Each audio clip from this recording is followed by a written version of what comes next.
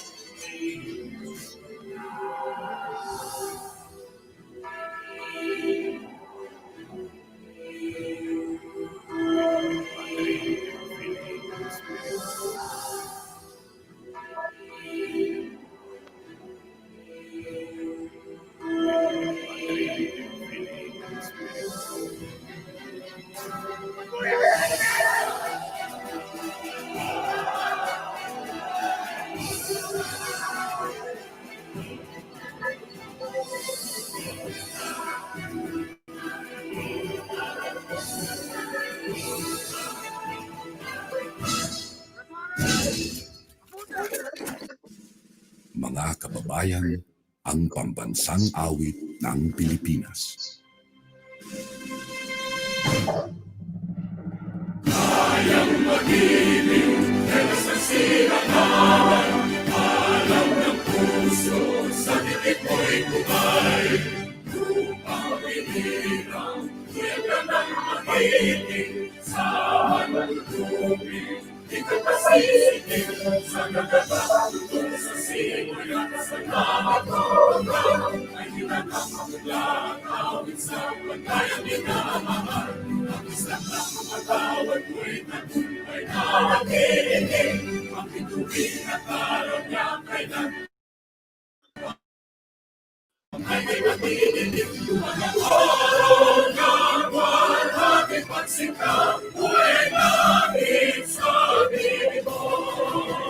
Ang iyaya na kalay mga amin, ang mamatay ng dahil sa'yo.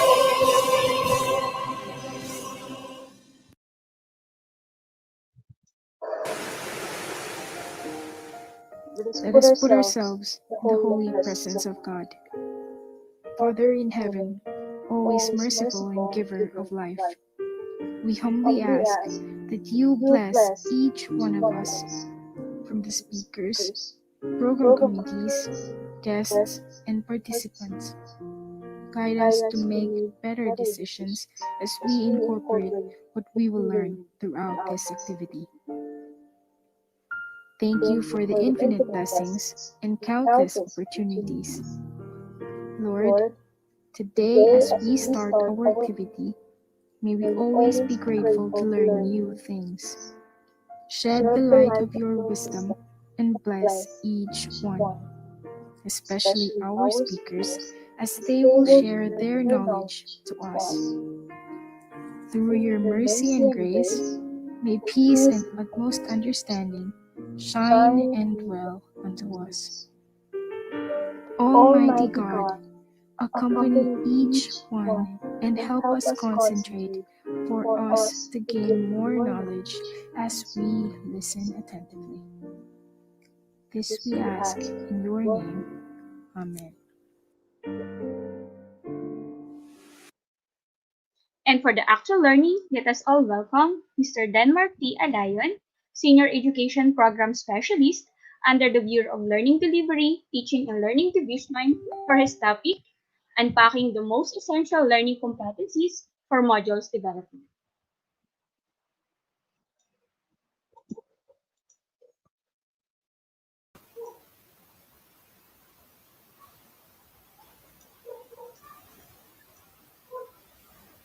Hello, good evening everyone. Good evening fellow educators. How are you?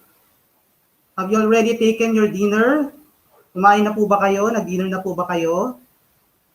So I know that the participants for this webinar session um, come from different parts of the country. Okay? So mayroong taga Pangasinan, may taga Davao, may taga Cavite, of course meron din taga NCR. So you all come from different parts of the country. And I'm happy that you are attending this webinar session. It's actually meant to help you educators, especially when you prepare your modules. No?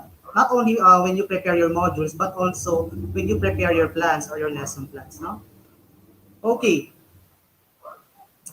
of course, I would like to thank the 21st Century Teachers for inviting me to deliver this session.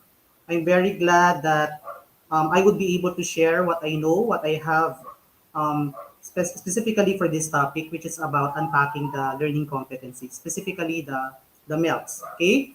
So once again, good evening, fellow educators. I am Mr. Denmark Alayon, currently a Senior Education Program Specialist from the Europe Learning Delivery, Teaching and Learning Division, Department of Education. So my session is entitled Unpacking the MELCs for Module Development. Do you have any idea about this topic?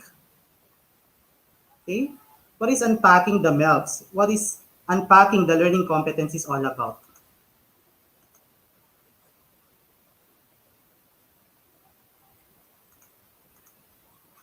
You have any idea? What is your idea about unpacking the learning competencies? Okay, now that teachers are preparing or developing modules, I think one of the crucial skills that teachers should learn, should master is how to unpack the learning competencies, specifically the MELCs or the most essential learning competencies. Do you have any idea about this topic? Hello everyone. Yes, good evening po. I hope that you are all safe and free from the threat of the COVID-19 pandemic. Okay, so I hope that you also enjoy this session for this evening. Again, the title is Unpacking the Most Essential Learning Competencies or MELCs for Module Development. Okay, so upon hearing the word unpacking, okay, or the phrase unpacking the competencies, what comes into your mind? Do you have any idea? I am actually reading your chats in the via YouTube. Okay, and I think most of you are greeting me. and your fellow participants. Do you have any idea about unpacking the most essential learning competencies? Hello po. Ayan, according to Ma'am Venus Flores, unpacking MELCs is simplifying the competencies into simpler objectives. Okay. All right. All right. To start with our session, let us look into the following objectives. So first, identify the nature, process, and importance of unpacking the curriculum learning competencies. Second, reflect on how unpacking the curriculum learning competencies can aid module development. And last, demonstrate knowledge and skills in unpacking the curriculum learning competencies to ensure the attainment of grade level and learning area standards. Now, you might be wondering on the meaning of the WALT, W-A-L-T. What does WALT stand for? Okay. Okay, so specifically it's learning targets, but what does each letter in the WALT stand for? So I will tell you later, okay? All right, so in this webinar, you will have the opportunity to gain insights and perspectives into what curriculum standards are and why and how these standards must be unpacked or unwrapped, okay? So probably you know the concept of unpacking the learning competencies, no? You mentioned, some of you mentioned, someone mentioned here in the Zoom chat box, it's all about simplifying the objectives. But the question is the process of simplifying the objectives follow a framework or follow an instructional framework or follow a theoretical framework? So that's something that we need to think about when we unpack the learning competencies. Okay, especially before we plan our instruction or before we develop our modules. Okay. All right. So before I proceed with the core of this session, which is all about unpacking the MELCs or most essential learning competencies for module development, let me just share with you the nature, attributes, and parts of the SLMs. Are you familiar with the parts of the SLMs? Have you seen SLMs?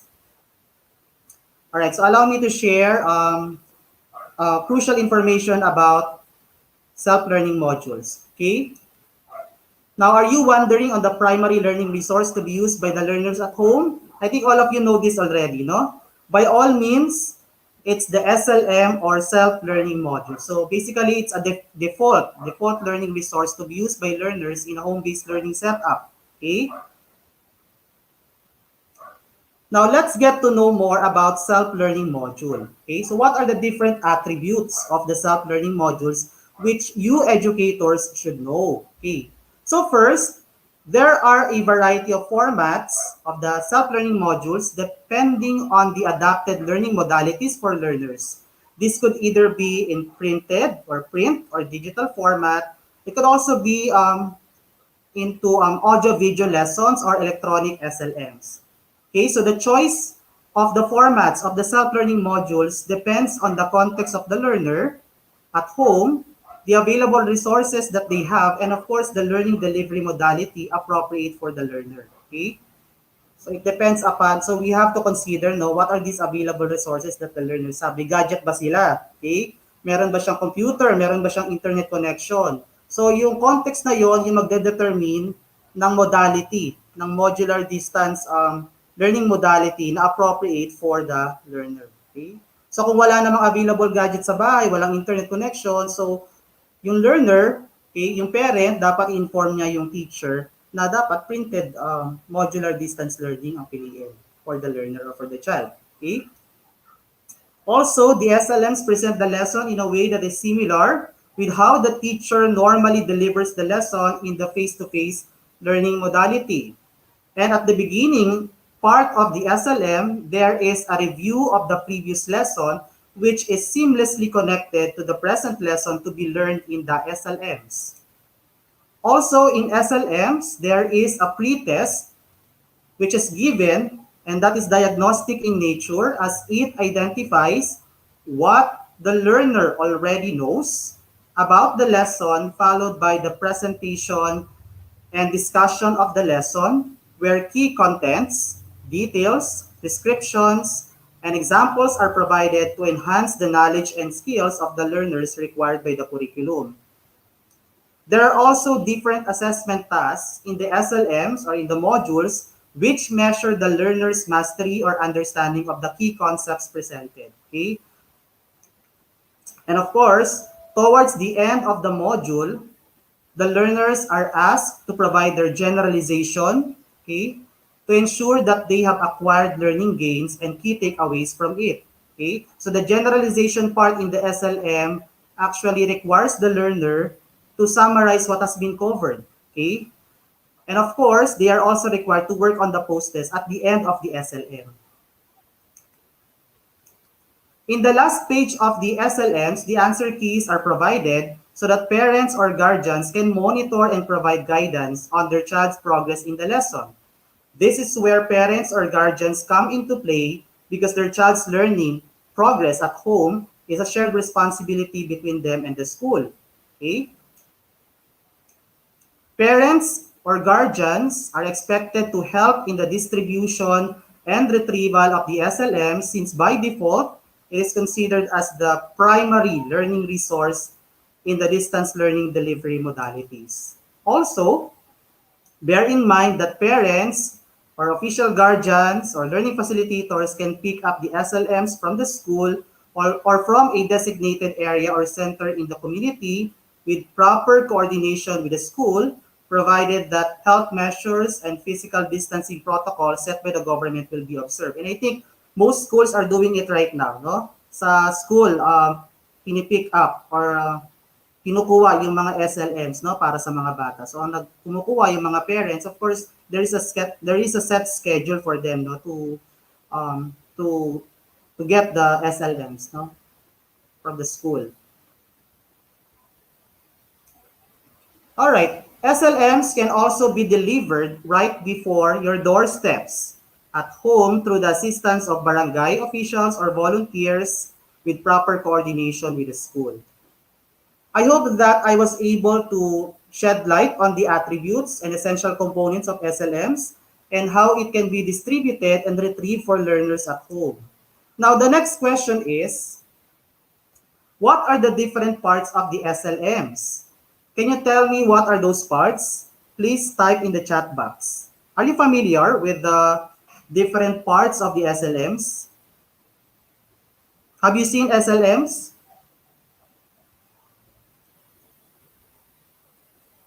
Okay, have you seen SLMs or modules? Nakita niyo po ba yung different parts?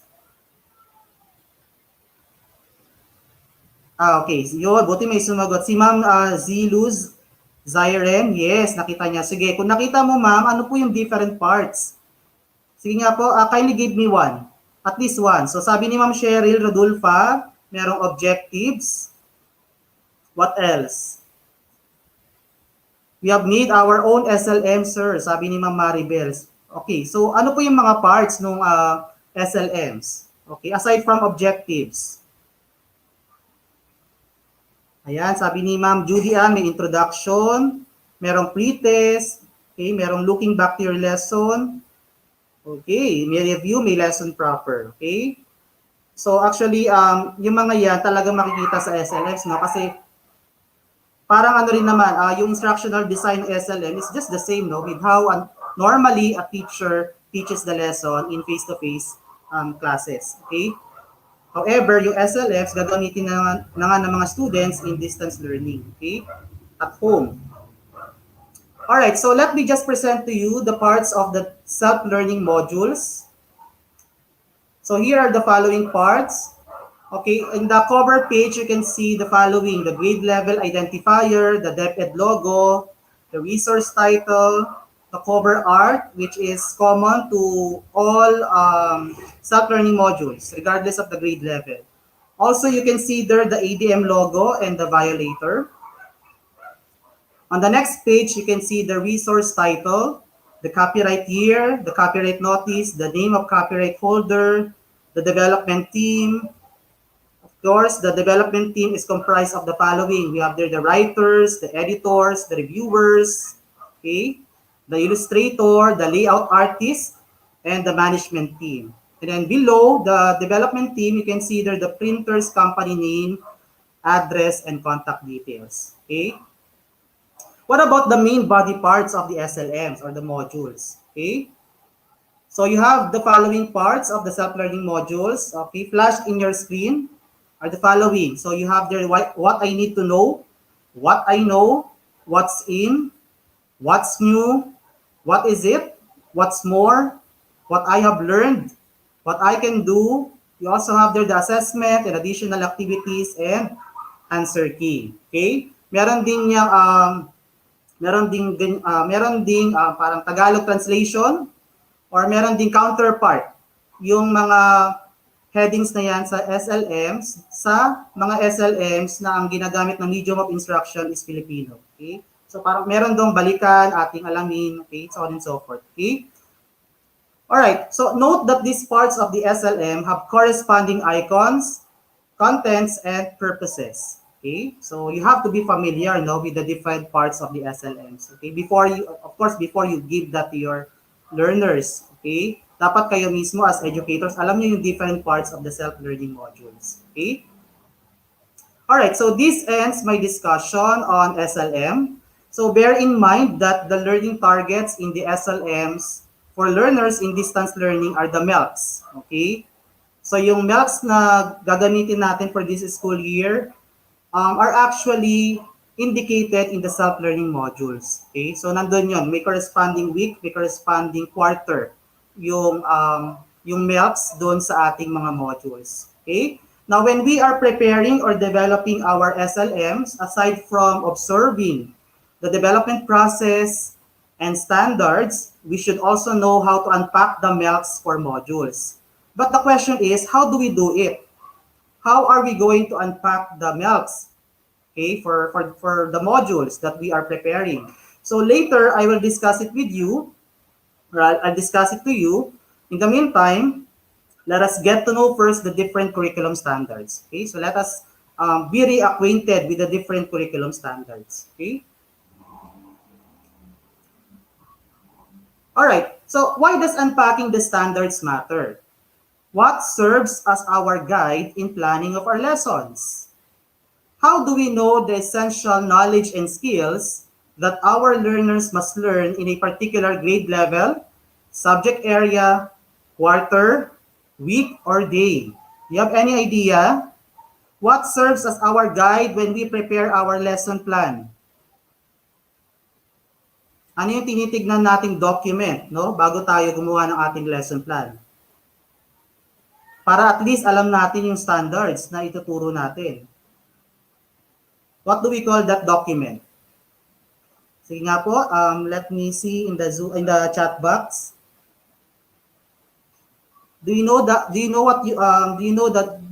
particular document that presents the standards for learning?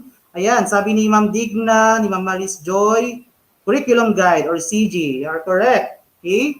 So for basic education, teachers use the curriculum guide. For higher education, instructors and professors use syllabus. Okay, am I correct? All right. So both the curriculum guide and syllabus provide teachers the curriculum standards that will be implemented in the classroom through the teaching and learning activities. Now, educators, fellow educators, we have to understand, reflect, and discuss on the importance of unpacking the standards, the curriculum standards. Through this process, we will be able to create specific learning targets that focus on students' essential content and skill acquisition. So it's very important that as educators, we do not just know how to plan our lesson, but we should also know how to unpack the curriculum standards because it's not for our own consumption, it's for our students. Okay? So we have to know ano ba yung proseso na dapat natin sundin when we are unpacking the curriculum. Okay? When we are unpacking the curriculum standards. So we have to know that specific process. Okay? All right. So before we proceed with unpacking the curriculum standards, let us get to know or review what a standard is and its purpose. Okay? As teachers, what do we expect our students to learn? Okay? Basically, we expect them to learn different learning standards. Okay? And these learning standards provide learning expectations for our students. What knowledge and skills do we want them to achieve at a certain grade level, learning area, quarter, week, or day? The answer to this question is basically what learning standards are. Okay, so when we set learning expectations for our students, definitely we have to provide them the learning standards set by the Department of Education. Okay, so we have to be familiar with these learning standards. All right. So in the Philippine Basic Education Curriculum, which is the K to 12, there are a variety of learning standards, such as program standard, key stage standard, content standard, performance standard, and learning competency. Okay? So where can we find all these? Kanina sinabi nyo, we can find these learning standards in the curriculum guide. So what documents do teachers use to guide them what to teach as they do their instructional planning? Definitely not the lesson plan, but the curriculum guide. So you can see that in the curriculum guide, the different learning standards that will help you educators to know the different learning expectations that you have to set for your students or for your learners. Okay? So yun yung parang ating reference, no? Para malaman natin ano ba yung different standards na kailangan ituro natin sa ating mga students. Okay? And we have different types of learning standards. Okay? From the broadest standards down to the specific standards. Okay? All right, so I have here an example of a program standard set for grade 7 English. Okay? So the program standards are the knowledge and skills the learners are expected to achieve at the end of a grade level. Okay? So you can see there a program standard for grade 7 English. The learner demonstrates communicative competence through his or her understanding of literature and other text types for a deeper appreciation of Philippine culture and those of other countries. Upon seeing that standard, we have already an idea as to what a particular grade levels learner should be able to master for that particular, for a specific learning area. So sa grade 7 English, dapat ito yung ma-achieve or ma-master ng ating mga students. And there are specific competencies, there are specific standards that will help or that will contribute to the development of these program standards. You just have to teach them in the class or to your students. Okay? All right? So one of the significance of curriculum standards is that parents will have a clear idea of the classroom work, the standards of achievement, and how their child's skills are developing. Okay? All right, so we have another set of standards and we call that key stage standards. These refer to the sets of skills and knowledge a learner aims to develop at a certain stage in their education. And these are also defined expectancies for the learners at the end of each 4 key stages of learning. Okay? Remember that the K-12 basic education program or curriculum is divided into different key stages. So yung key stage 1, ang coverage nun is kinder to grade 3. Yung key stage 2, grades 4 to 6. Key stage 3, junior high school, grades 7 to 10. And then key stage 4, that's the senior high school, grades 11 to 12. So yung key stage standard ay meant at the end of grade 3. Okay? So yun yung pinaka baseline, okay, ng key stage standard. For key stage 2, it's at the end of grade 6. For key stage 3 at the end of grade 10, and key stage 4 at the end of grade 12. Okay? So what are these key stage standards? How do they look like? All right. So as you can see, at the end of each key stage, okay, there is a corresponding key stage standard. Okay? And notice, okay, the progression of complexity of key stage standards from grades 3 to 12 to grade 12. Okay? And these key stage standards are expected to be demonstrated and achieved by learners at the end of each key stage. By the way, these are key stage standards of English curriculum guide, okay, of English curriculum. Okay? And each learning area has its own corresponding key stage standards. Okay? Okay, so notice also that the higher the key stage standards, okay, the higher the key stage rather, the higher the degree of complexity of the key stage standards. Okay? As teachers, you have to assess yourselves whether your students at that particular level can demonstrate these standards based on their key stage. Okay? So yung grade 3 student mo ba ay kaya na itong standard na to? Yung grade 10 kaya na rin ba or grade 6? So you have to assess no kung namimit nila itong mga standards na to. All right. So we also have an example of grade level standard. Okay. And I would like to zero in on the communicative competence, which a grade 7 student in English must be able to learn and master. Okay. So it's another type of grade level standard. Okay. Now, another set of standards are the following. We have the content standards and the performance standards. Okay. Basically, content standards answer the question, what do we want the students to know, be able to do, and understand? Okay? Whereas performance standards answer the questions, what do we want our students to do with their learning or understanding? How do we want them to use their learning or understanding? So if our students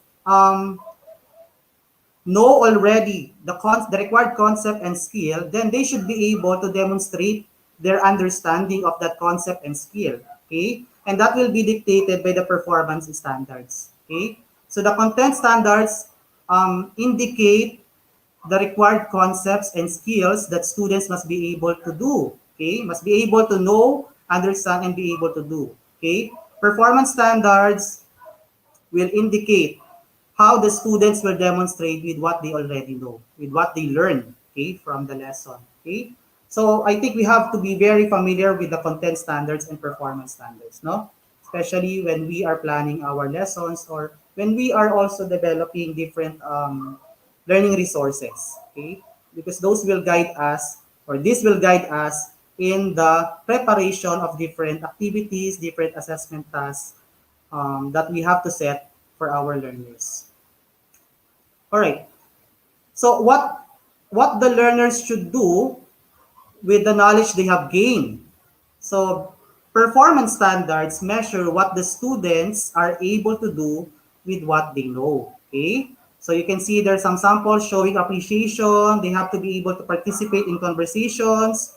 They should be able to produce English sounds correctly, use the prosodic features of speech. So all of these will measure what the students are able to do with what they learn or with what they know. Okay? So yun lang, yung keyword na performance, yung content more on concept or skill, okay, that students must be able to learn. Okay?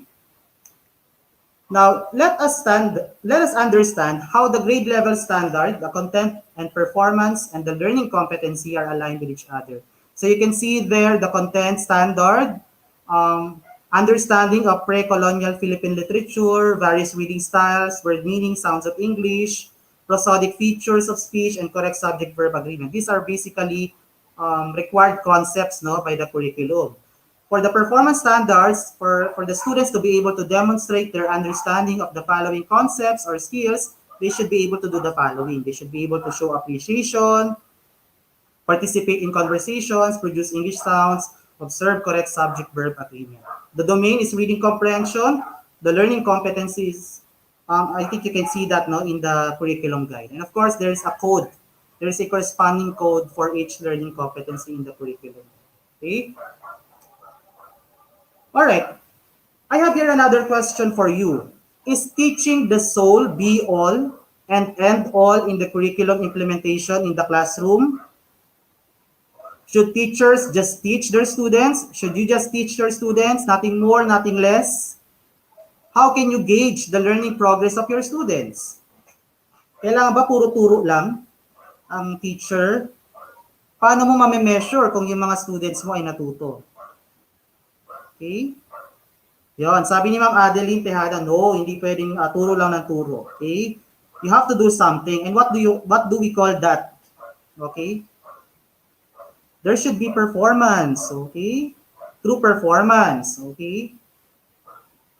So it's not just teaching alone, no? Teach, and of course, yes, according to Ma'am Mary Jessa, teach and assess, okay? So this is a question that we all need to think about. Okay? So what will ensure that the competencies, standards, desired outcomes, and goals are effectively attained? Okay, sabi ni Ma'am Adeline, assessment, through assessment.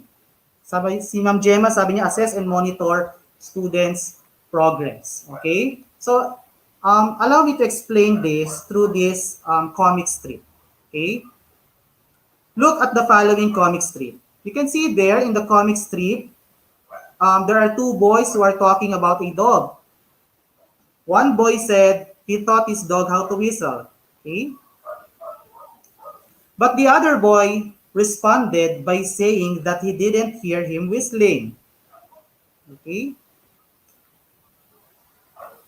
The dog owner said that he just taught the dog how to whistle, but didn't say that the dog learned it.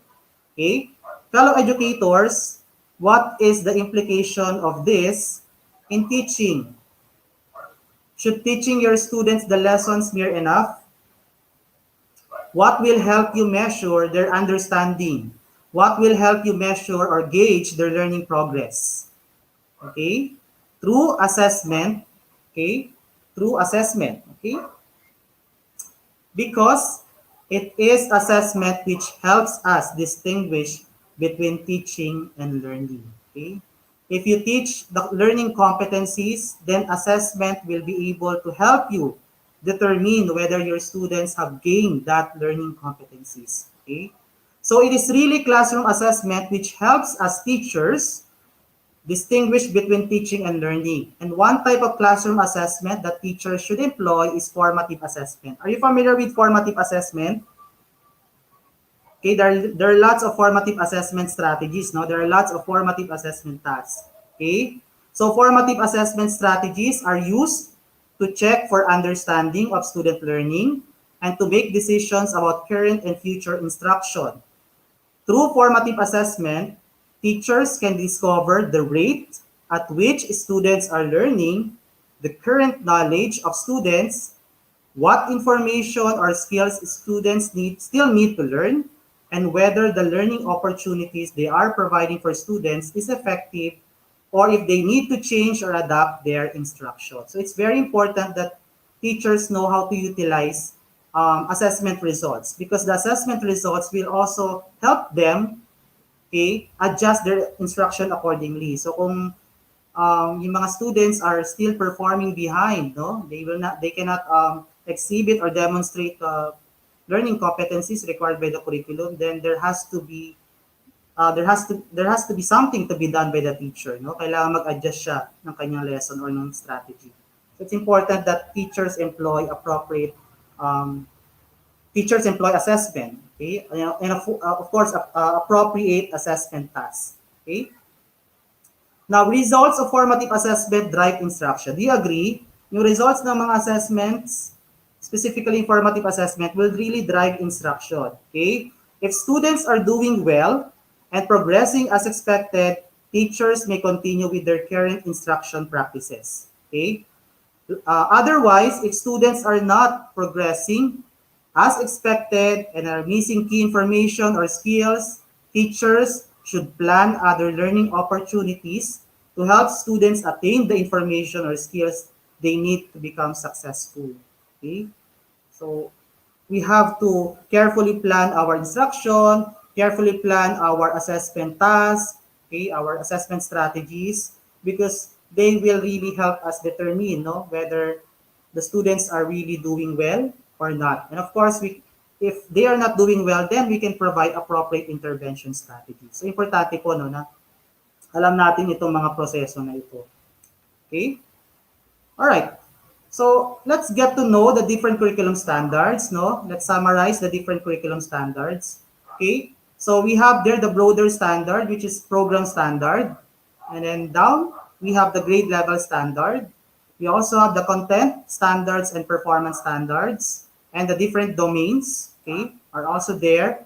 And the specific standards are the learning competencies.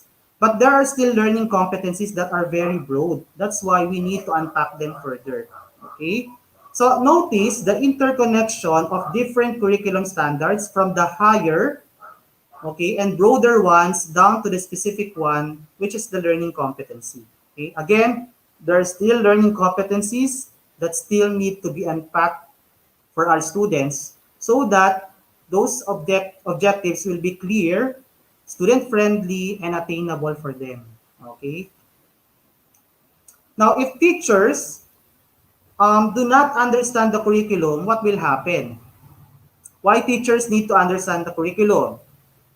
As you can see, there is a triangulation of the three most important components. The curriculum, which sets the goals and objectives for learning, instruction, okay, which is comprised of the tools, methods, strategies, approaches for engaging the students, okay, and of course, you also have there the assessment, the documentation and artifacts of learning. If teachers do not understand the curriculum, what will happen? Definitely, they will be lost in the instruction and assessment. Why? Because it is the curriculum that sets the direction on what and how to teach, okay?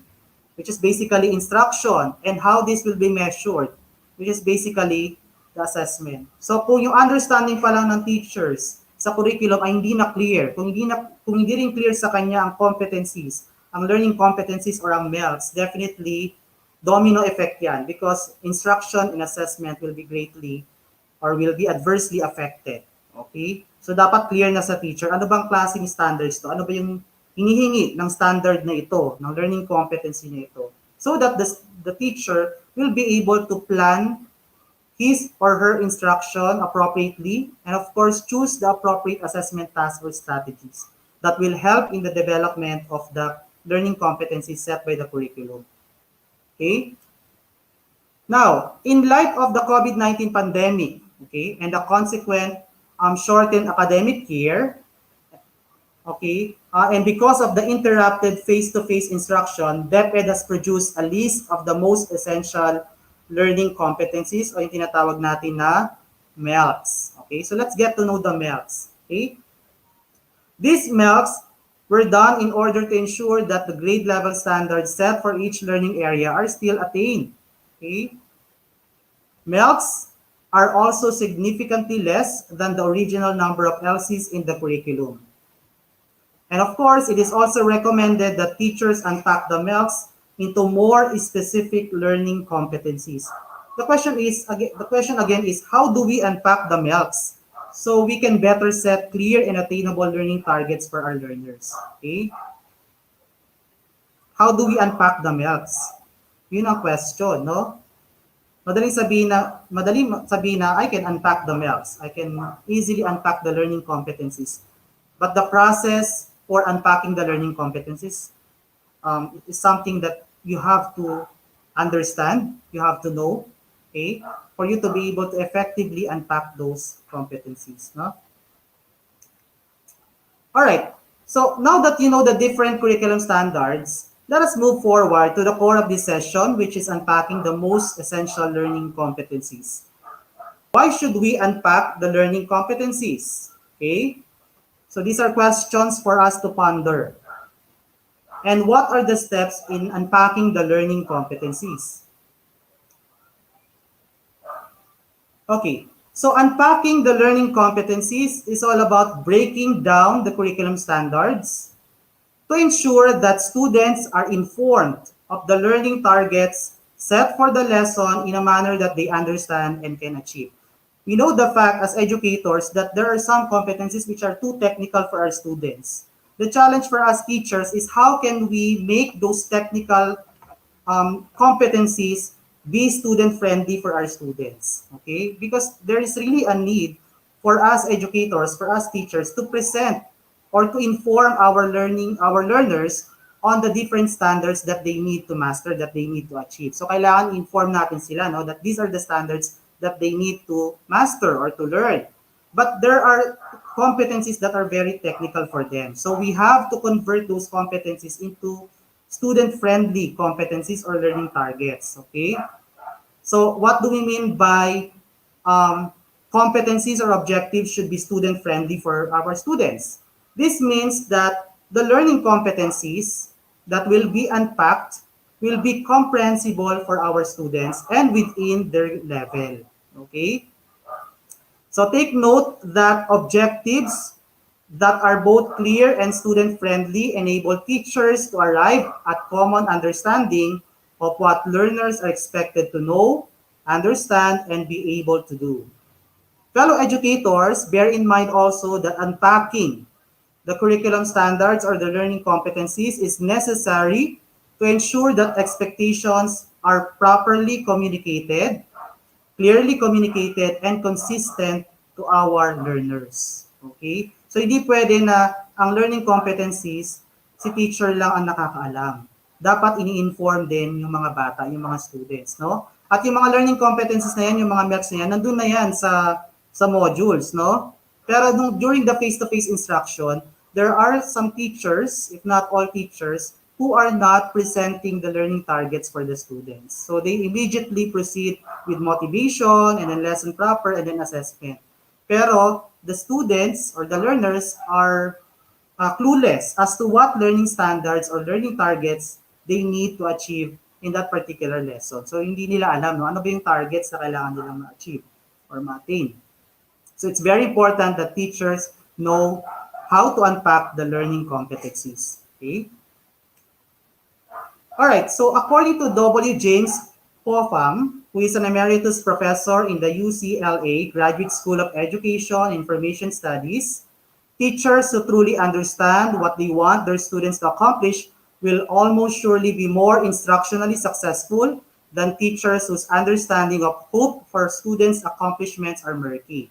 So before classroom instruction, unpacking the learning competencies helps teachers clearly know what they want their students to achieve in their lesson. Okay? So madali rin, kumbaga guided din ang teachers, no? Kapag siya ay nag-unpack ng mga learning competencies. Okay? So why does unpacking matter? Another reason is that expectations for the learners become more clear and specific when broader learning competencies or targets are broken down into smaller ones that our learners or that your learners can achieve gradually. Okay? Again, through unpacking, the students or the teachers rather will be guided all the time. Okay? The question now here is, kailan ba ginagawa yung unpacking? Okay? Habang gumagawa ka ba ng lesson plan or habang nagsusulat ka na ng module? Okay. So the answer to that question is, unpacking should be done prior to lesson plan preparation or module development. Okay? So that it will be easy for the teachers to articulate the activities and determine what particular instructional strategies are needed to utilize to help learners master the standards. So ginagawa yon bago ka mag-prepare ng lesson plan mo or bago ka gumawa or magsulat ng modules. Okay? Para clearly articulated na yung specific competencies na kailangan matutunan ng mga students. Okay? Do you agree, fellow educators? Nandiyan pa po ba kayo? I hope you're enjoying the lesson, the session, no? All right. All right. Let's now move on to the steps. Ito na. What are the steps in unpacking the learning competencies? All right. So the first step is identify the concepts, knowledge, and skills. Okay. Second step is to identify the content complexity. Third step, create student-friendly learning competency. And the last step is identify the evidence of learning. So I will explain each step one by one. Okay? In the first step, identify the concepts, knowledge, and skills. There are basically two essential elements in a learning competency. And what are these two basic or essential elements in the learning competency? Okay? These are the content and the skill. Yung sa competency, ang content, ang part of speech noun is noun. Yung skill, yun yung verb. For example, note details of the story read. Okay, note details of the story read. So, dun sa note details of the story read, ano dun yung content? Ang content dun is yung details of the story read. Okay? Yung skill is note, because that is the verb. Okay?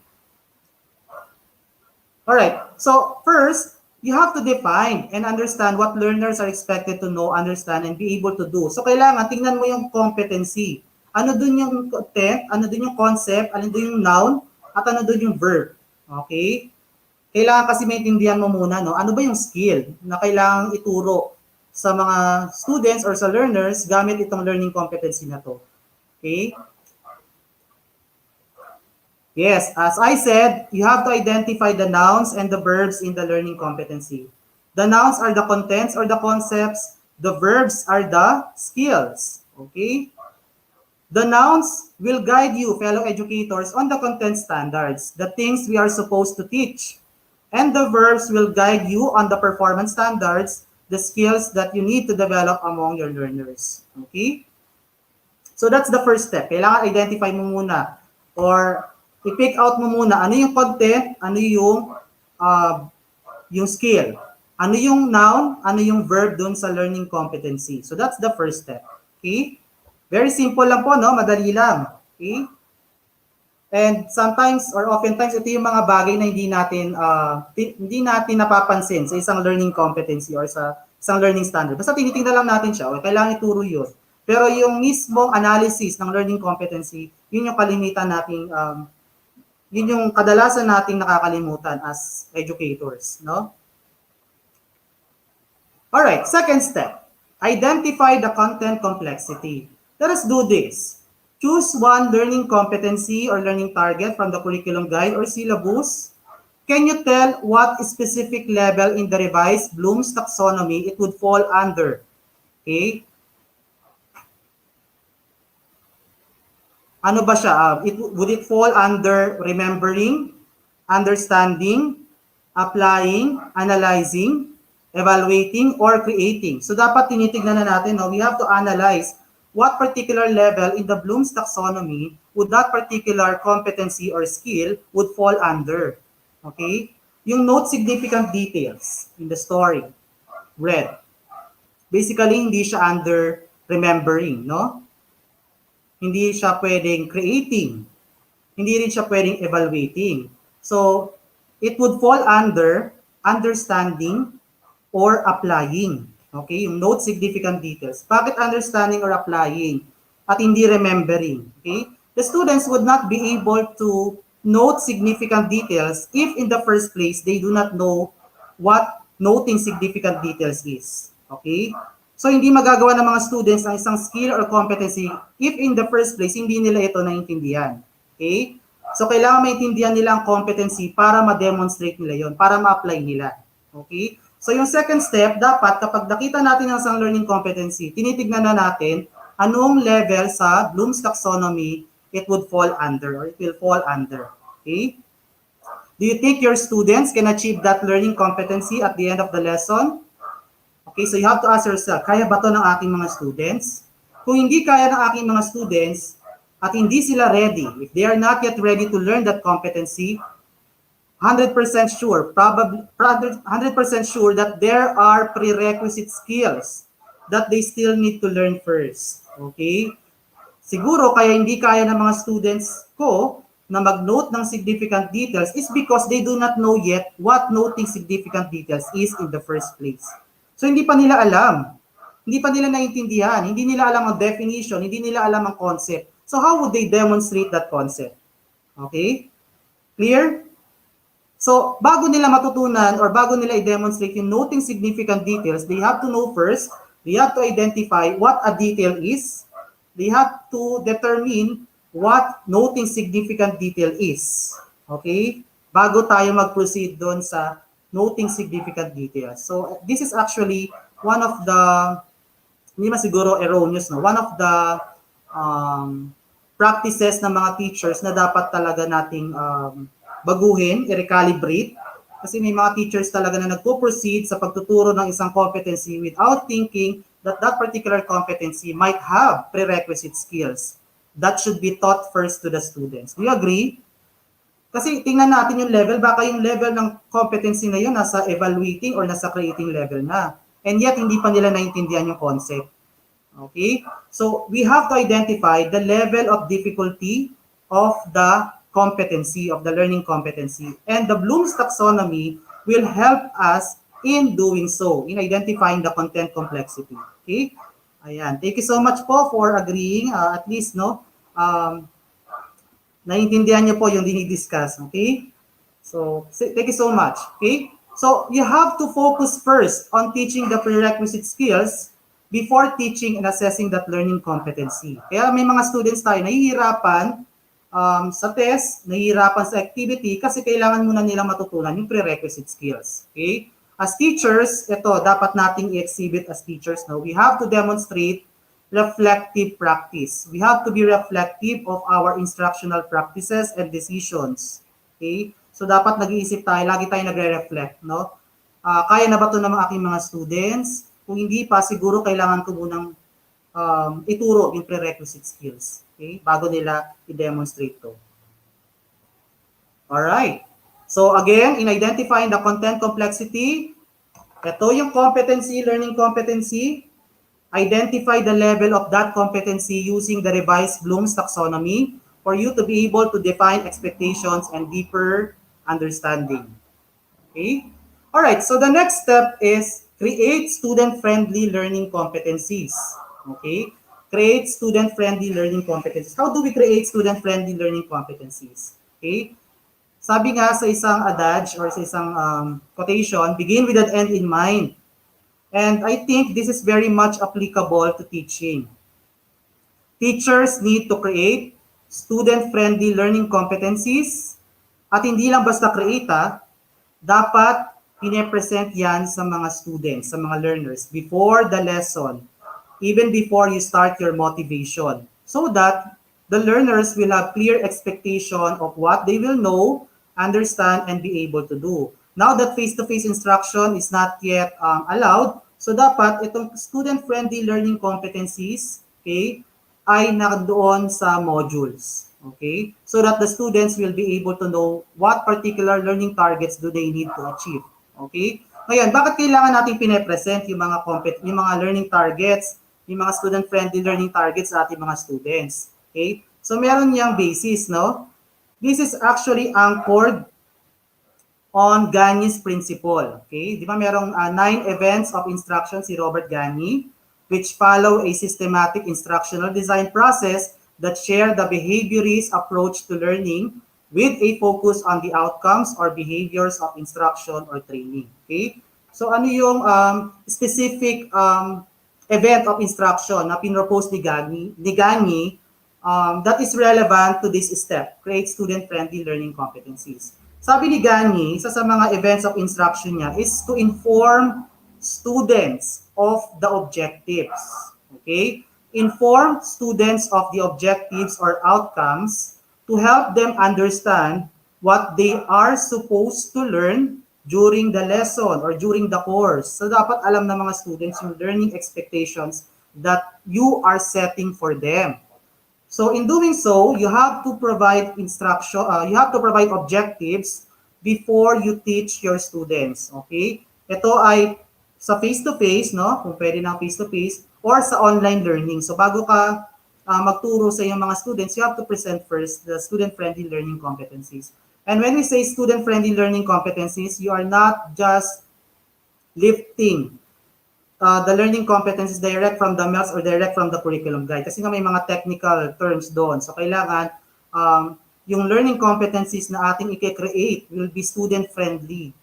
Just right, just appropriate for our students or for your students. Okay? So when you provide objectives before you teach your students, you have to state the following. What is the required performance? How will they be able to demonstrate mastery of this learning target? Ano yung mga activities, no?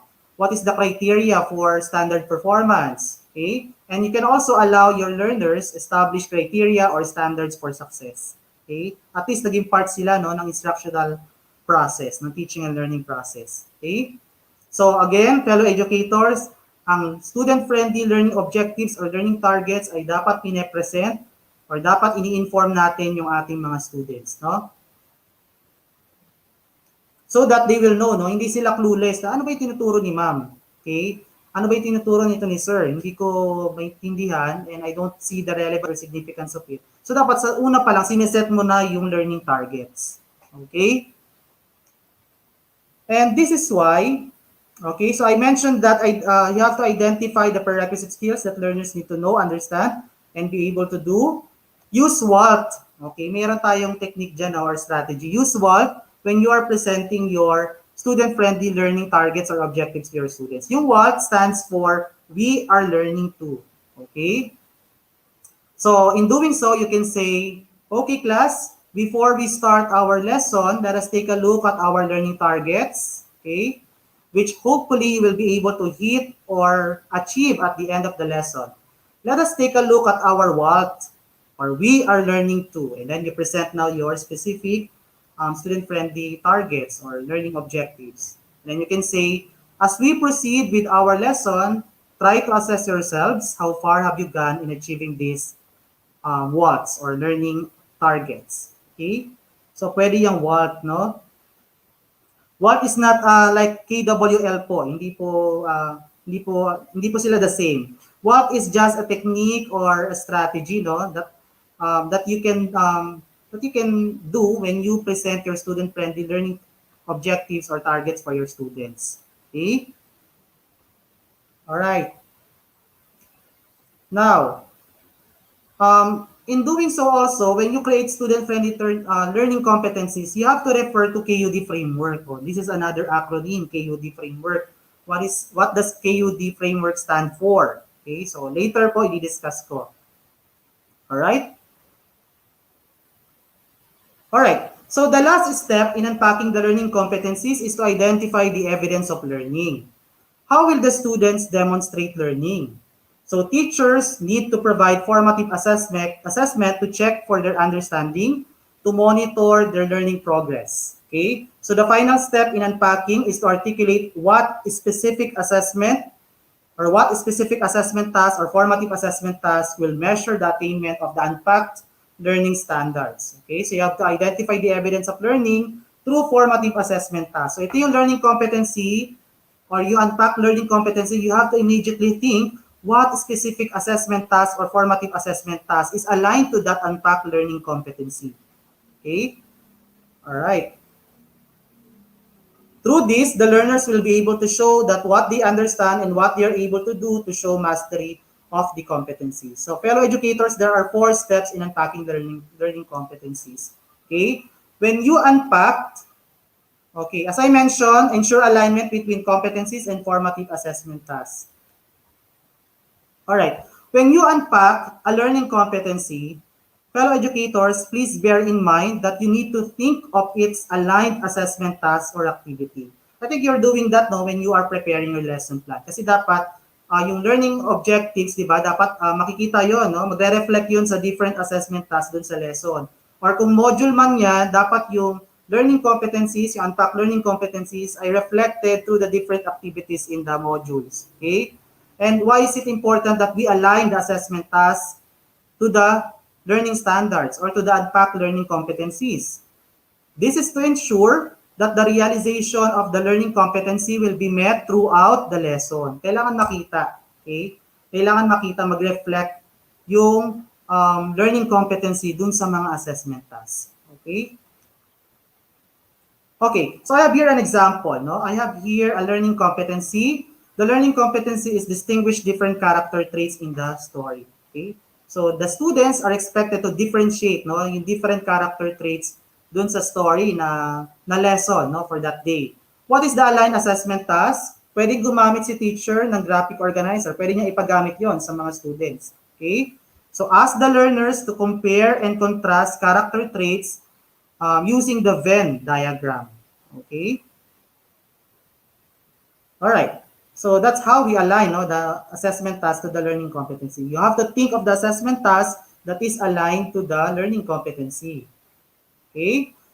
All right. So I have here the revised Bloom's Taxonomy, okay, by Anderson and Cratwell in 2001. So Bloom's Taxonomy, as we all know, is a set of hierarchical models used to classify educational learning objectives into levels of complexity and specificity. This is used by educators to promote higher forms of thinking and learning. And I know that I know that and I am aware that all of us educators are very familiar with this Bloom's taxonomy. But I think not all teachers are utilizing the Bloom's taxonomy effectively, no? It is hierarchical, as you can see, because higher levels of learning are dependent, no? Dependent on having prerequisite knowledge and skills at the lower level. Meaning to say, these higher cognitive levels, no, will not be able to develop if the students have not yet mastered the lower levels. Okay? Because the lower levels contribute to the development of the higher levels. That's why the Bloom's taxonomy is hierarchical in nature. Okay? So it was published in 1956, okay, by Benjamin Bloom. Second volume was released in 1964 and was revised by Anderson and Cratwell in 2001. Now I want you to look at the behavioral verbs for each level of this taxonomy. There are lots of verbs, right? Each level has its own behavioral verbs. So this taxonomy can really help teachers not only in test construction, but also in unpacking the learning competencies. Kasi ginagamit talaga natin ito, no? Kapag tayo ay gumagawa ng mga test, kapag tayo ay gumagawa ng mga question items, okay, ng quizzes, no? Or ng multiple choice exam or test. Pero itong Bloom's taxonomy ay pwede rin talaga natin gamitin to prepare or to unpack the learning competencies. All right, so that's a framework. Another framework that we should know is the KUD Framework. So Lynn Erickson coined the term concept-based curriculum and instruction in her first book, Steering the Head, Heart and Soul in 2008, first published in 1995. So in-spearhead ni Lynn Erickson yung concept-based models or concept-based curriculum, okay, which differentiate clearly between what students must know factually, understand conceptually, and be able to do in processes, strategies, or skills. Okay? Dati, yung traditional curriculum models, students must know lang and be able to do. Yung knowing and understand, knowing and doing part lang yung nare-recognize. But the traditional curriculum failed to highlight understanding as a third expectation. Perhaps this was because loud voices in the late 1980s and early 1990s said, do not use the word understand in curriculum design because it cannot be assessed. Di ba nung dati, no, sa ano natin, wag tayong gumamit ng understand sa learning competency. Hindi dapat mini-measure yan. Hindi dapat ina-assess. Okay? But do you know that doing so had a detrimental effect, okay, on curriculum design for many years. Okay? So nagkaroon siya ng detrimental effect. Okay? It is true that it is easier to assess factually specific knowledge, but factual knowledge alone means we remain locked in a lower level coverage model for curriculum instruction. Kasi kung knowledge level lang talaga yung assess, hindi effectively madedemonstrate yung learning ng mga students. So kailangan ituro din yung understanding and of course i-assess din yung understanding. That's why today, there is a growing realization among educators that curriculum and instruction must move beyond knowledge and skills to include the deeper, transferable understandings realized at the conceptual level of thinking. Okay? So, kailangan na rin pong ituro at i-assess yung understanding. Alright, so what is this KUD framework? K stands for knowing, U stands for understanding, and D stands for doing. Okay? So let's get to know the lowest level in the KUD framework, which is knowing. So knowing is all about what the learner should know. Ano ba yung dapat nila matutunan? Okay? So these are facts, people, dates, places, definitions, rules, vocabulary, data, information, so on and so forth. Different concepts, yun yung dapat nilang matutunan. What the learner should know. Okay? Alright. So, do you know that the KUD competency level, which is knowing, is aligned with the revised Bloom's taxonomy? Okay? And that is remembering. So, yung knowing ng KUD, align siya sa remembering ng revised Bloom's taxonomy. And that's level 1. Okay? So, here are the descriptions: recalling information, retrieving relevant knowledge, from long-term memory, identify, retrieve, recognize, duplicate, list, memorize, repeat, and reproduce. So that's the lowest level, no? Lowest cognitive level. So knowing and then remembering. Okay. So the second level of the KUD framework is understanding. All right. So these are general principles, theories, big ideas, essential questions, important generalizations that learners understand or perceive as a result of analysis. Okay. Of course, understanding can now be assessed. Assessment for understanding uses factually specific information to support conceptual understanding as well as for assessing the quality of thinking brought to the task. Assessments that call for transfer of understanding through time across cultures and across situations also indicate depth of understanding. It is now clear, fellow educators, that the call for evidence in deeper understanding in education today requires changes in traditional assessment practices. So, talagang kailangan i-recalibrate natin as educators ng traditional assessment practices natin na yung what the students should know and what should the students be able to do lang yung ating ina-assess. Okay? Pero yung understanding hindi. Okay? So dapat ina-assess din natin yung understanding no ng ating mga students. All right? So understanding like knowing which is aligned with remembering, okay? Understanding as a KUD competency level, the second KUD competency level is aligned with Anderson and Krathwohl's taxonomy. So ano yung mga levels sa Bloom's taxonomy na align itong understanding na KUD competency level. So we have understanding, which is level 2, applying, analyzing, and of course, yung evaluating. Okay? Yung understanding, so here are descriptions, no? Constructing meaning from our written and graphic messages, exemplify, summarize, infer, compare, paraphrase, discuss, and of course, you have applying, no? Using information to undertake a procedure in familiar situations. Analyzing is distinguishing between parts and determining how they relate to one another and to the overall structure and purpose. Okay, so you see that the KUD levels are aligned with the cognitive levels of the Bloom's taxonomy. Also, understanding is aligned with evaluating. Evaluating is level 5 in the Bloom's taxonomy, which is basically making judgments and justifying decisions, coordinates, so on and so on. Okay? All right, the last level in KUD is the doing level. Okay? So doing is all about what a learner can do to demonstrate his or her understanding. Okay? At ngayon, ang question is, anong level sa Bloom's taxonomy align itong doing? Okay? Siyempre, yung highest level, which is creating. Okay? That's level 6. So creating is all about putting elements together to form a functional whole.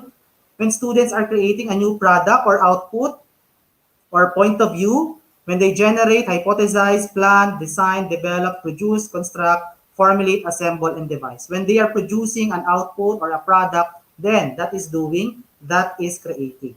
Okay? So align yung KUD at yung Bloom's taxonomy, revised Bloom's taxonomy. Alright, so I have here now the KUD framework. Look at how KUD framework and revised Bloom's taxonomy are aligned with each other. Again, knowing is aligned with remembering.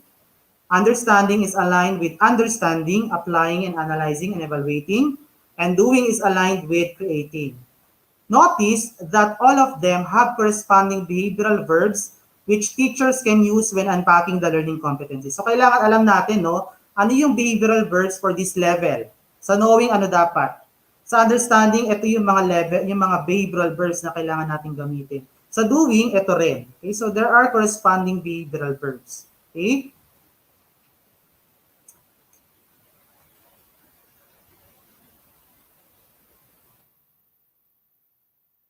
Alright.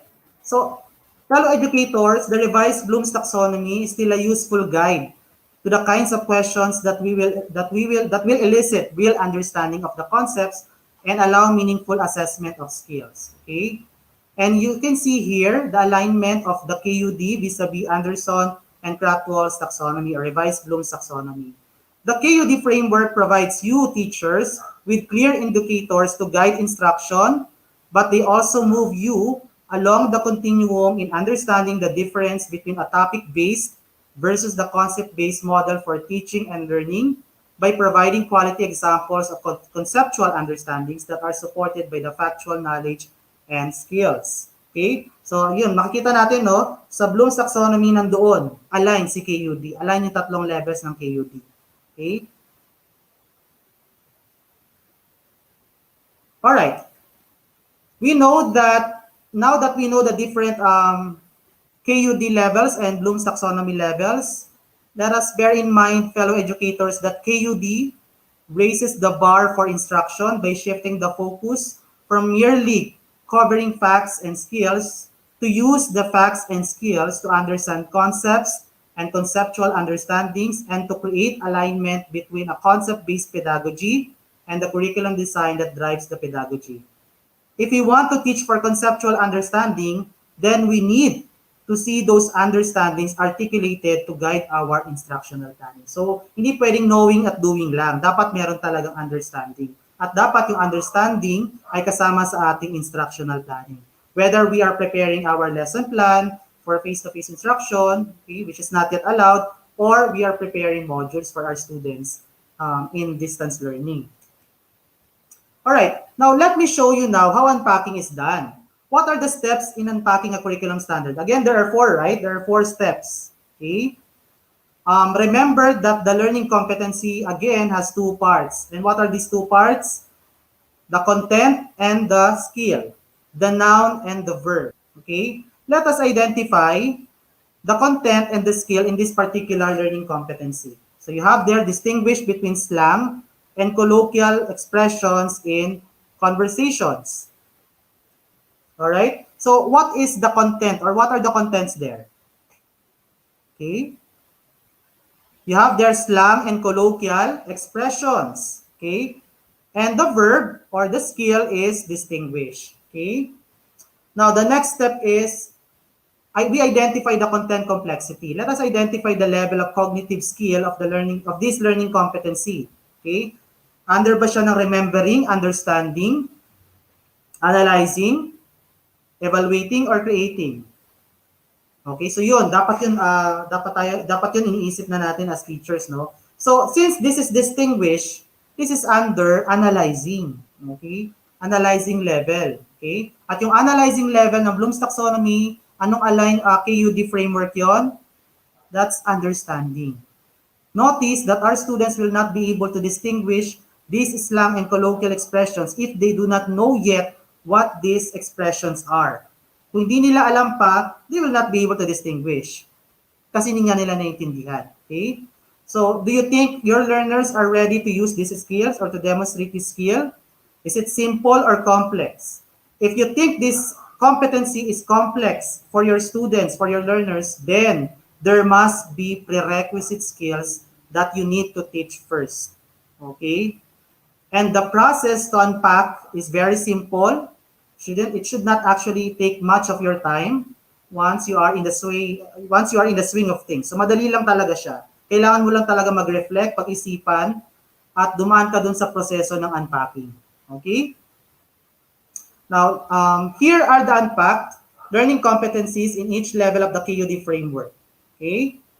Notice that through unpacking, we are not leaving any level of KUD and the revised Bloom's Taxonomy behind. Okay? Again, the broad competency is distinguished between slang and colloquial expressions in conversations. So knowing, dapat matutunan muna ng mga students o ng mga learners, what is slang? What is colloquial language? What is a slang language? So they have to define first, what is slang and colloquial language? They should also be able to give examples of colloquial words kapag alam na nila yung meaning. Okay? And of course, they have to identify colloquial words found in a text. So that's knowing level. Okay? What about understanding? Ito, higher level na to, no? Use slang and colloquial words in the sentences. Distinguish between common slang and colloquial expressions. So dun yun, no? Sa analyzing level. Notice na yung using slang and colloquial words, hindi magagawa ng mga students yan, ng mga bata yan. Kung hindi mo pa natuturo yung definitions. Kung hindi mo pa natuturo yung examples. Did you get it? Okay. So that's understanding, no? What about for doing? Ayan. Compose a dialogue using slang and colloquial expressions. Role play the composed dialogue. So ito, performance-based na talaga siya or product-based. Okay? So that's doing, that's creating. Okay? At kapag ikaw, teacher, ito agad ang una mong pinagawa sa iyong mga students. You ask them to compose a dialogue using slang and colloquial expressions. Definitely, I'm telling you, your students will get frustrated. More so when you ask them to role play the composed dialogue. Okay? Kasi nga, there are prerequisite skills. Ito yung sinasabi ko sa inyo, that there are prerequisite skills that you still need to identify first, okay, before you proceed teaching that particular competency. Okay? So pag nakita mo sa competency, dapat ina-assess mo na, dapat nagre-reflect ka na, kaya ba ito ng aking mga students? If I think that this is not yet easy for them, if they cannot yet demonstrate this competency, then you have to think of prerequisite skills. And these are examples of prerequisite skills. No? So, yung distinguish between common slang and colloquial expressions, ang dami niyang prerequisite skills. 4. Define slang, give examples, identify colloquial words, use slang and colloquial words in the sentences before you ask them to distinguish or differentiate the difference between slang and colloquial expressions in conversations. Did you get it? All right, so that's how we unpack the learning competencies, no? So again, notice that through unpacking, we are not leaving. Wala tayong iniiwan na any level of KUD and revised Bloom's taxonomy behind. So lahat ng levels ay na-specify natin, nabigyan natin ng examples. And you can see also that these learning targets, that these unpacked learning competencies are student-friendly for our students. For a grade 7, okay? Student-friendly siya. Okay? Alright. Ayan. So I'm here. Now how can we demonstrate more explicit and visual representation of the unpacked learning competencies? Kanina, di ba, in-specify natin. Pero dapat meron tayong template. Okay? Take a look at this sample template for unpacking the learning competencies. I call this competency and assessment map. Please use this to begin to unpack a standard in your subject area. You can do this by yourself or you can work together with your fellow teachers. So you can see there, the grade level, learning area, pwede nyo rin dagdagan ng quarter. And then also, you can see there the learning competency from the CG or from the MELCs. Tapos, i-break down nyo into 2 parts. What is the content and what is the skill? In the first column, you can see there the different competency levels of the KUD Framework. Yung knowing, understanding, and doing. Tapos, yun na, mag-unpack ka na ng learning competency, 2 to 3 each. You can make use of the KUD Framework, yung vis-a-vis Bloom's Taxonomy, revised Bloom's Taxonomy. And of course, think of the appropriate assessment task or activity. Okay? So, let me show you an example. Alright? So, this is actually a MELC for grade level, for grade 3, the learning area is English and it's for quarter 2. Okay? So the MELC or the most essential learning competency is distinguish fact from opinion. So here is the code EN 3RC-3A 2.13. So that's the code. And the MELC is the distinguish fact from opinion. So let's break it down into 2 parts, 2 components, content, or noun, and the skill or the verb. The content or the noun, you can see there, dalawa yon, fact and opinion. Yung skill ay yung verb, distinguish. Okay? So first column, you have there the KUD. Ito na yung unpacked learning competency. Again, distinguish fact from opinion is an understanding competency, and it's an analyzing verb or competency. Okay? So we have to unpack it first kasi our students will not be able to distinguish fact from opinion if they do not know yet the meaning of factual statements or opinions. So sa knowing level, kailangan ang unpacked learning competency mo is define a fact and an opinion. Okay? Yung assessment task or activity is sentence completion. Okay? Especially sa module. Okay? Next, proceed ka na sa higher level, which is understanding. Identify factual statements from the text. Okay? Analyze opinions from the text. Differentiate factual statements and opinions from the given paragraph. So ito na, no? Ito na yung kapareho ng iyong broader competency, yung broad competency, which is distinguish fact from opinion. And the assessment task or activity could be sentence analysis. You present different sentences, no? wherein the learners will identify which ones are factual statements and which ones are opinions. Pwede rin magbigay ka ng short paragraph, no? And that will be short paragraph analysis. Okay? Sa doing, meron tayong right, factual, and opinion statements. So dito, gagawa na mismo yung mga learners natin ng examples ng factual statements and opinion statements. Okay? Yung assessment task or activity is writing a descriptive paragraph with factual and opinion statements about own personal experience, highlight the facts, and underline the opinions. Okay? Alright, so that's an example for grade level 3. What about for grade level 6? Again, I'm sorry, my example is English. Okay, but I'll give you an example in science later. Okay, so the learning competencies analyze figures of speech, simile, metaphor.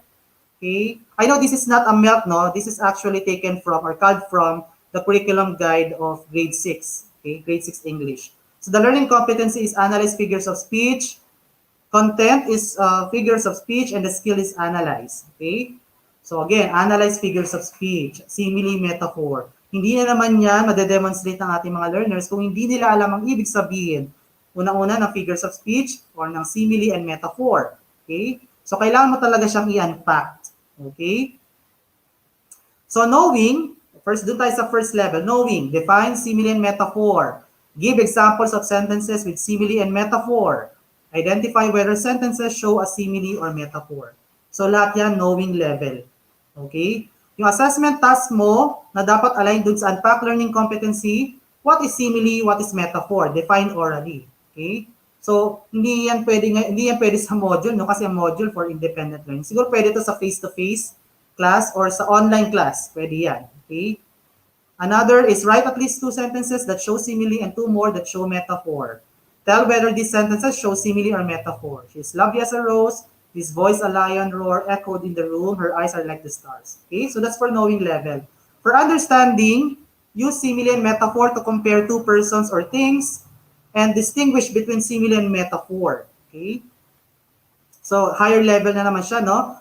Anong level ng KUD ng Bloom's Taxonomy yung use simile metaphor to compare 2 persons? Di ba kapag gumamit tayo ng use na behavioral verb, definitely it's applying. Kapag distinguish, it's analyzing. Okay? So these are understanding unpacked learning competencies. For assessment tasks that are aligned, describe the human brain using simile and metaphor. Use a Venn diagram to distinguish between simile and metaphor. Okay? And for doing, you have here the following. Demonstrate an understanding of simile and metaphor through various activities such as oral definition, identification, use of graphic organizer, composing and reading poems, and playing games. Compose a short poem using simile and metaphor. Act out the description using metaphoric language. So you see, output-based or product-based itong doing. Okay? The students will be asked to write a poem using simile and metaphor, and there's also a game there. Okay? So notice no, the progression from knowing, simple, skill, and then deepening of the skill or the concept under understanding, and then producing or creating an output or performing or demonstrating a performance out of the skill or the concept learned. Okay? Did you get it? So tumataas yung levels habang tumataas yung degree of complexity ng skill ng learning competency ng assessment task habang tumataas din yung competency level ng KUD at ng Bloom's Taxonomy. Okay? Did you get it? Okay, so I have here an example of unpacked learning competencies from grade 11 Earth Science. And the competency is classify rocks into igneous, sedimentary, and metamorphic. Again, ang next step, identify natin ang content or noun at ang skill at ang verb, or skill or verb. Okay? So out of that competency, classify rocks into igneous, sedimentary, and metamorphic. Okay? The content are the following. The contents are the following. The rocks and its types, specifically igneous, sedimentary, and metamorphic. The skill or the verb is classify. Again, hindi siya knowing, no? Hindi siya knowing level. Hindi siya remembering level, yung behavioral verb na classify. So again, there has to be prerequisite skills. Kasi hindi nga maka-classify ng mga students natin yung different rocks na to kung sila mismo wala silang prior knowledge on these different types of rocks. Kaya kailangan i-unpack. Pero kung sa tingin nyo, alam na ng mga students nyo yung different types of rocks, then you can proceed teaching that particular competency. Okay? So again, the unpacked learning competencies are the following. For knowing, they have to describe first how igneous, sedimentary, and metamorphic rocks are formed. The assessment task is rock formation, flowchart, or worksheet. There can also be video clip, film showing, wherein the students will be asked on their perceptions or their reactions, no? Okay? And of course, the descriptions, no? Of the different types of rocks. For understanding, ito na, doon na papasok yung categorize or classify the given samples, actual rock, or kung hindi pwede actual rock, yung examples or yung pictures ng different rocks based on different indicators. Crystals, color patterns, layering or folds, etc. The assessment task could be laboratory activity, or it can also be an independent activity, no, sa module on classifying different rock samples. So may mga pictures, okay, may mga indicators the students will have to categorize lang. Okay? And of course, perform a collaborative project to demonstrate understanding of the different locations in the Philippines. So pwedeng group project, ang assessment task mo, detective, geology simulation activity, facility tour in the Bureau of Mines and Sciences. Okay? So may tanong si Ma'am Gloria, ilang prerequisite skills po dapat sa KUD Framework to unpack e-learning competency? Actually, that depends upon you as teachers, no? Kung sa tingin nyo na kailangan ng 2 or 3 or 4 na prerequisite skills na kailangan matutunan muna ng mga students, I think you teachers perfectly know the number of prerequisite skills na kailangan nyo ituro sa inyong mga students bago nyo ituro yung competency na yan. Okay? Alright. So you can see now that the more specific competencies were broken down from the broad learning competency taken from the curriculum guide. The assessment tasks provided are also aligned with these unpacked learning competencies. Now, fellow educators, ladies and gentlemen, is unpacking the learning competencies clear to you now? Clear na po ba? Can you try doing it on your own during your free time? Siyempre, gagamit kayo ng competency and assessment map. Diba? So, clear na. Okay? So, alam natin ang process, alam natin yung template na pwede natin gamitin, tingnan lang natin, no, sundin lang natin yung proseso. At syempre, gamitin natin yung competency and assessment map guided by the KUD Framework vis-a-vis revised Bloom's Taxonomy. Okay? Let us help our students understand the learning competency by unpacking it for them. Sabi ni Michael Shrimp in 2016, ensuring that teachers understanding what hides inside each standard is a first and crucial step to helping students master each standards. So unpacking standards definitely help in the improvement of instruction. Okay. All right. So as teachers unpack the component knowledge and skill required by a standard statement, they better understand the learning expectations and can more clearly articulate those expectations to students and parents. So unpacking really helps the teachers, no? Unpacking all of the standards or learning competencies helps teachers wisely choose the essential or power standards. These are the standards guaranteed to all students at grade level. Okay? Okay, so identification of the depth of knowledge required of the standards leads to a more thoughtful lesson design. We have to bear in mind also that learning competencies and formative assessments go hand in hand. When standards and assessment are aligned, it is easier to catch students quickly when they don't understand and to provide extension when they do understand. Okay? Kaya maganda po talaga yung process ng unpacking kasi mas nakakapag-reflect tayo sa ating instructional practices as teachers. Okay? Sabi ni Tom Schimmer, na isang Canadian education author, speaker, and consultant, pagkatapos daw dating dapat i-unpack yung mga competencies, dapat matuto rin tayo mag-repack. Okay? At dun sa pag-repack, dapat nagtatanong tayo, ito bang mga na-unpack nating learning competencies will contribute to the development of the broad competency that we unpacked? O baka naman, itong mga unpacked learning competencies are just isolated skills okay, that do not contribute to the broader standards.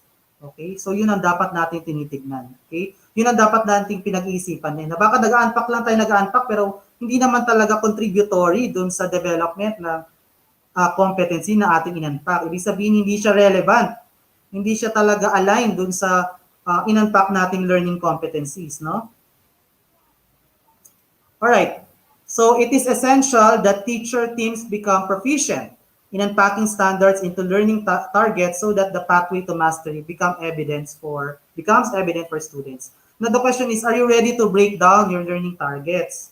So, dapat meron kayong hawak na MELCs or curriculum guide or syllabus, no? Pag kayo mag-unpack. Kasi titignan nyo ano doon yung mga competencies na pwede nyong i-unpack. Okay? So, kayo po ba ready na mag-unpack? You can do that naman, no? During your spare time. Okay? Pwede nyo gawin yan during your spare time, but not this time. Siyempre, gabi na. Okay? Yan. So, use your curriculum guide. So, pwede kayong gumawa ng, pwede kayong mag-workshop, no? Dyan sa bahay ninyo. You can use the curriculum guide, the MELCs or syllabus. Just choose one learning competency and unpack it for each component of KUD vis-a-vis the revised Bloom's taxonomy. You can use the given template, the competency and assessment map. Okay? Now, why is carefully designed assessment plan necessary? Bakit kailangan tayong mag-align ng assessment task natin, no? Why should competencies be aligned with the appropriate assessment strategies and eventually teaching strategies?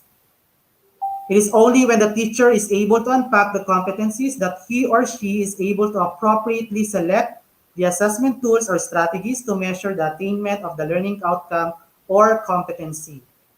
For our learners to be at par in terms of qualifications with the rest of the learners in the world.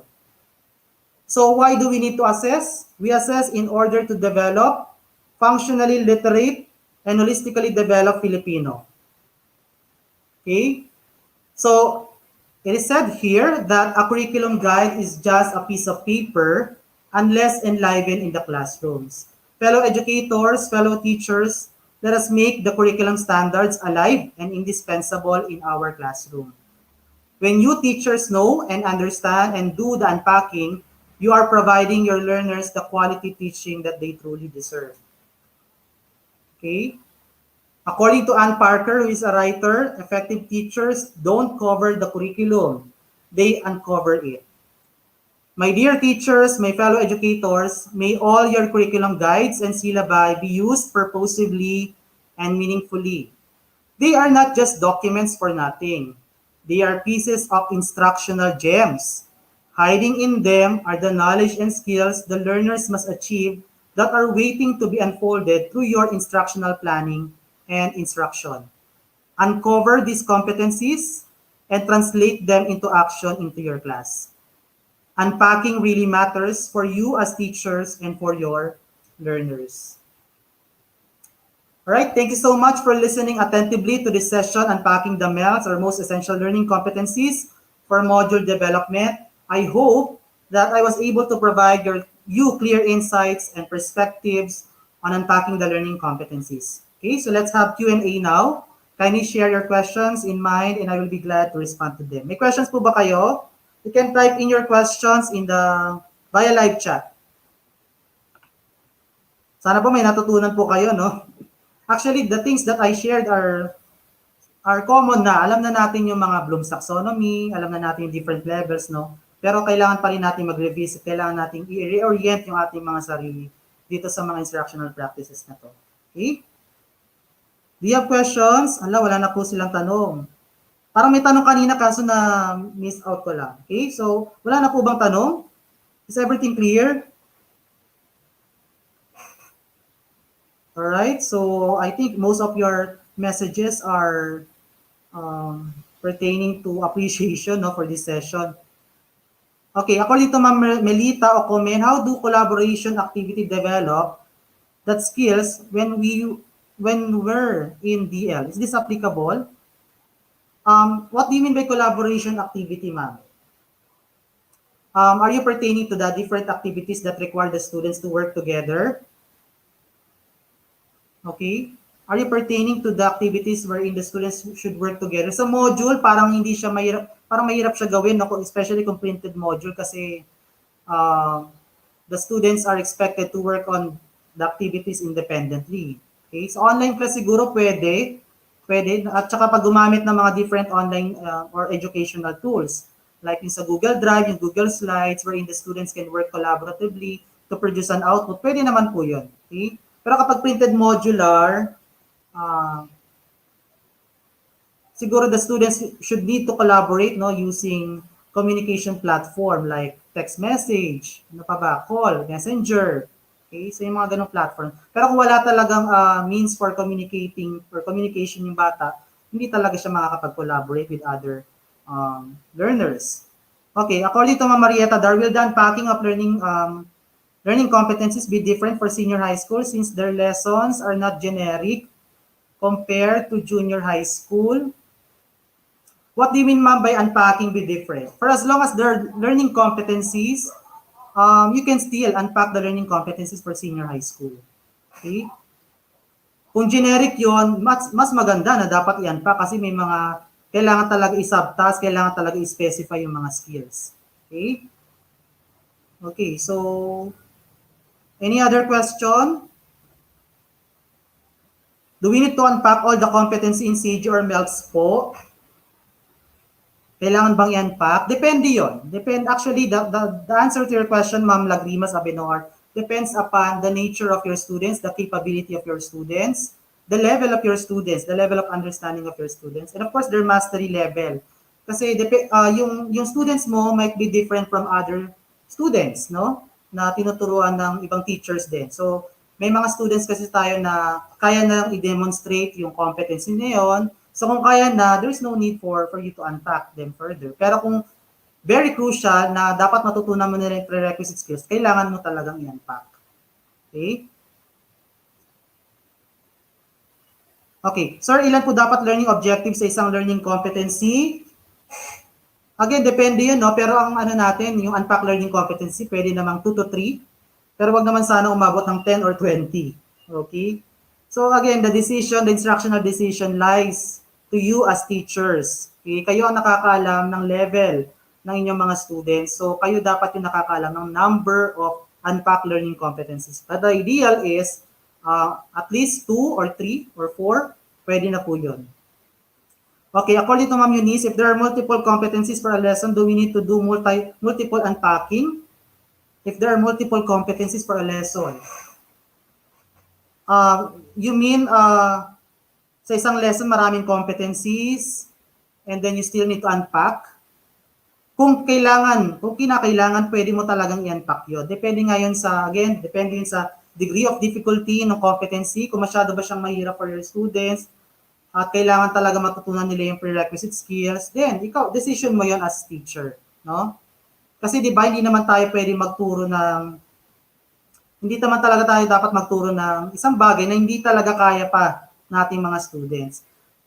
Sabi ni Ma'am Maan Hapson, sir, applicable ba ito sa colleges? Di ba meron pong mga objectives, learning objectives, or may mga targets, no, for college students na nakalagay dun sa syllabus. So pwede talaga siyang gawin. Actually, pwede talaga yan in all levels, yung unpacking. Is there a difference between unpacking and subtasking? Actually, they are synonymous, no, yung unpacking and subtasking. For as long as you are specifying the learning competencies and making them student-friendly, attainable, and clear for your students, then that is unpacking. But of course, you have to follow the process for unpacking. According to Ma'am Eloisa Barbieto, sir, in English CG, there are several competencies to be achieved. Should we focus on unpacking learning competencies relevant to the 5 macro skills, since students really need to develop these skills? Okay, what do you mean? Yung listening, speaking, reading, writing, and viewing? What about sa grammar? Sa grammar kasi di ba may mga competencies na sobrang broad. Like yung sa nakita kong isang competency, observe subject-verb agreement. Week 1, observe subject-verb agreement. Week 2, observe subject-verb agreement. Week 3, observe subject-verb agreement. I think that already calls for unpacking. Kasi di ba hindi mo ma-define ano bang subject-verb agreement ang kailangan mo ituro for this week, and for next week, and for the following week. Okay? So, kailangan magkaroon talaga ng unpacking. Lahat po ba ng competencies na nasa MELC, need natin i-unpack lahat po? Depende nga po yun, no? Depende talaga yun sa instructional decision ng teacher. Kung karapat-dapat bang i-unpack yung MELCs na yun. Kung masyado ba siyang complicated for one lesson or for one activity, then you have to unpack that. Okay? Okay, hindi na po ba dapat sundin yung 3 domains of objectives na cognitive, psychomotor, and affective domain? Actually, diniscuss ko kanina knowing, understanding, and doing. Those are for cognitive and psychomotor, pero pwede talaga natin pasukan din ang affective domain. Papasok yun sa understanding. Papasok din yun sa doing. Diba? So, hindi dapat mawala yung affective. Yung knowing, understanding, doing, these are cognitive competency levels of KUD and Bloom's Taxonomy. Okay? So, pwede pa rin natin pasukan ng affective domain. Hindi dapat nawawala yan. Okay? How about po walang MELC like specialist subjects in TBL Senior High School?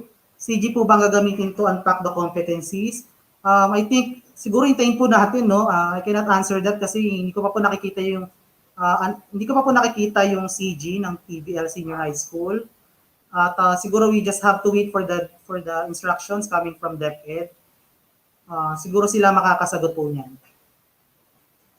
Okay? Instead, non-graded unpacking, is it like chunking one specific learning competency and making adjustments for the level of...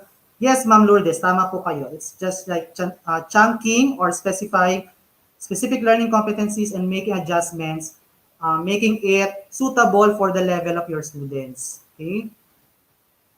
Okay, may tanong pa po ba? What is the difference between unpacking combining of learning competency? How do we combine the learning competency? Pag gino-combine natin ang learning competencies, what we are doing is we're just categorizing, no? Pinagsama-sama natin yung almost similar competencies. Pero yung combining those learning competencies, I don't think that those are unpacking. Because when you are combining different learning competencies, hindi mo naman sinasubtas, hindi mo ni-specify. You are just putting together similar competencies. Okay? Ano pa po? Sir, paano po i-unpacking sa MAPE since 4 components po siya? I-unpack po ba namin lahat ng competencies na nandun?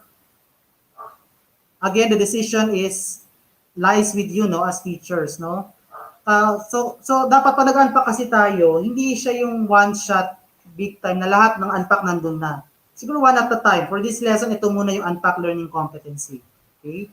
For the next day, ito naman. Okay? Kaya nga kailangan dapat pinaplano talaga natin, no?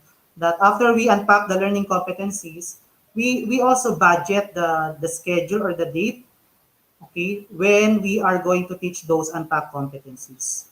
Okay?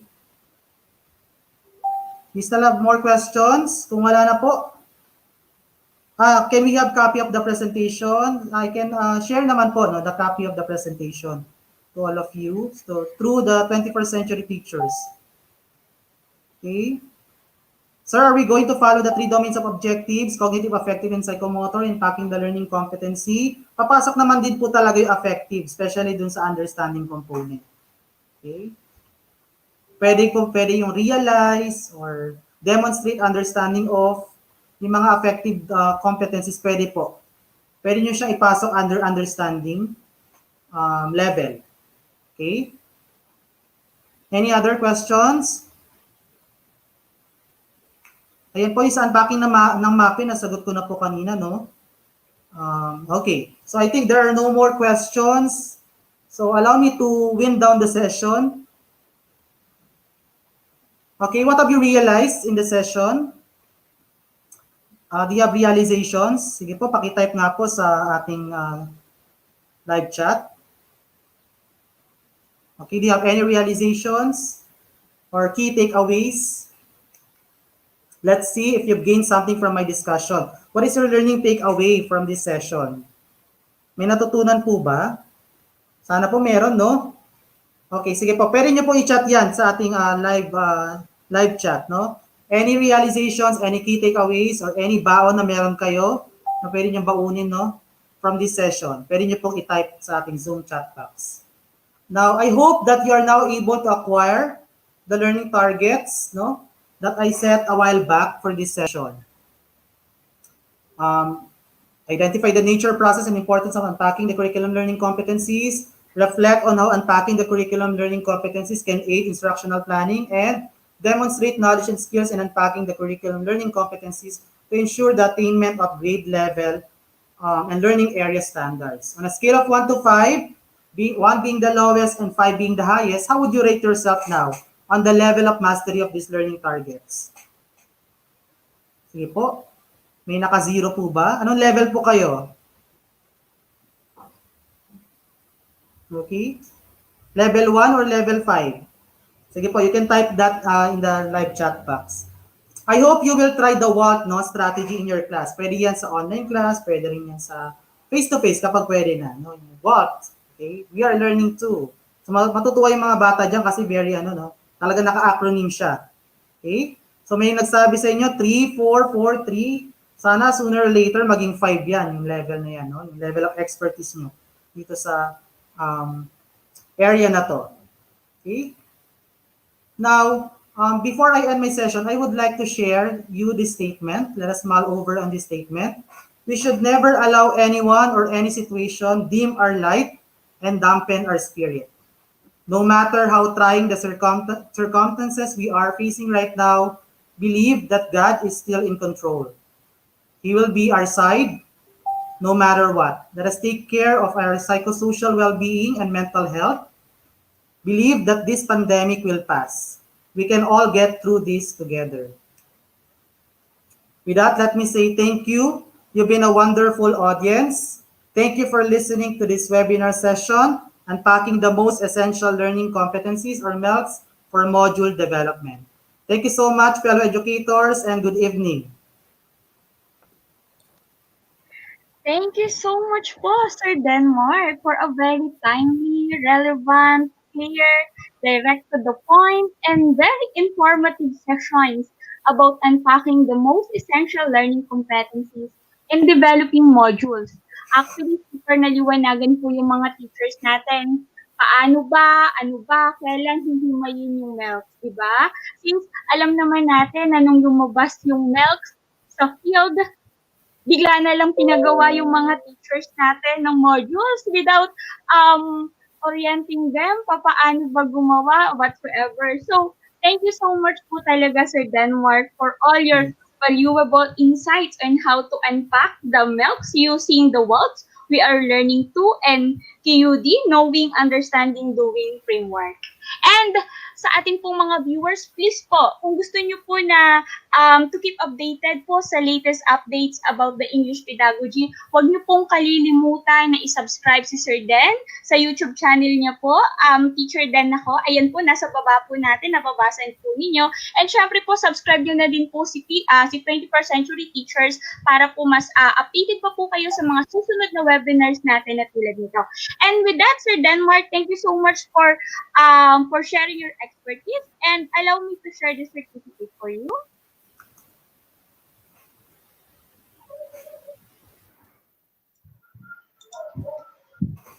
Let me read the citation. This certificate of recognition is proudly awarded to Sir Denmark T. Alayon for sharing his expertise on the topic entitled Unpacking the Most Essential Learning Competencies for Modules Development as a part of the webinar series entitled Teaching in the New Normal conducted by the 21st Century Teachers, given this 10th day of September 2020 via live stream on YouTube.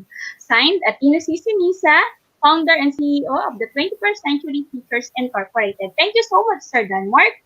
And all our Thank you so much, 21st Century Teachers, for inviting me. Salamat po, and of course, to our fellow educators who joined us this evening for this webinar session. Salamat po sa lahat. Salamat po. And please don't forget to answer the assessment form to get your e-certificate of participation. Nasa baba po yung link. That was http://assessmentalayon. Congratulations, Sir Denmark, and thank you so much. Thank you so much.